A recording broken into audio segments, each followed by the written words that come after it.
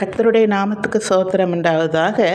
பவுலடியார் சொல்லுகிறார், எனக்கு லாபமாய் இருந்தவைகளோ அவைகளை கிறிஸ்துவுக்காக நஷ்டம் என்று எண்ணினேன்.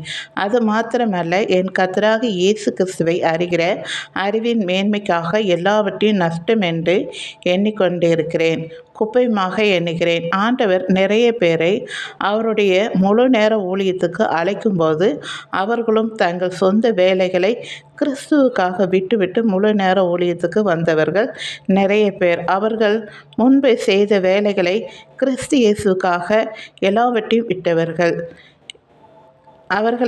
அவர்கள் சாட்சியை நான் கேட்கும்போது ஒவ்வொருத்தரும் என்ன வேலை என்றால், பேங்கில் வேலை, வக்கீல் வேலை, டாக்டர் வேலை, இதையெல்லாம் விட்டுவிட்டு கிறிஸ்து இயேசுவின் மேன்மைக்காக வந்தார்கள் என்று நான் கேள்விப்பட்டிருக்கிறேன். மீன் பிடிக்கிற தொழிலை விட்டுவிட்டு என்னோடு வாருங்கள் என்று இயேசு சொன்னதும் சீசர்கள் மீன் பிடிக்கும் தொழிலை விட்டுவிட்டு இயேசுவின் பின்னே உடனே சென்றார்கள். அதே போலவே இன்று அநேகர் கிறிஸ்துவின் ஊழியத்துக்காக வந்து தேவ பணியை செய்து கொண்டிருக்கிறார்கள்.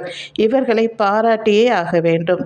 ஏனென்றால் காட்டுவாசி மத்தியிலும், கிராமங்களிலும், மலைவாசிகளிலும், குகையிலும், குறவர்கள் மத்தியிலும் போய் இயேசுவை பற்றி சொல்லி அவர்களுக்கு ஒழுக்கங்களை கற்றுக் கொடுத்து ரோடு வசதி, ஸ்கூல் வசதி, ஆஸ்பத்திரி, காலேஜ், பஸ் வசதி எல்லாம் செய்து கொடுத்து இவர்களை நம்மை போல வாழ வைப்பார்கள். இதுவே கிறிஸ்துவின் பணியாக ஆரம்பத்தில் இருந்து நடந்து கொண்டே இருக்கிறது. இவர்களே உண்மையான கிறிஸ்தவர்கள், ஊழியக்காரர்கள். சரிங்களா? தேங்க்யூ.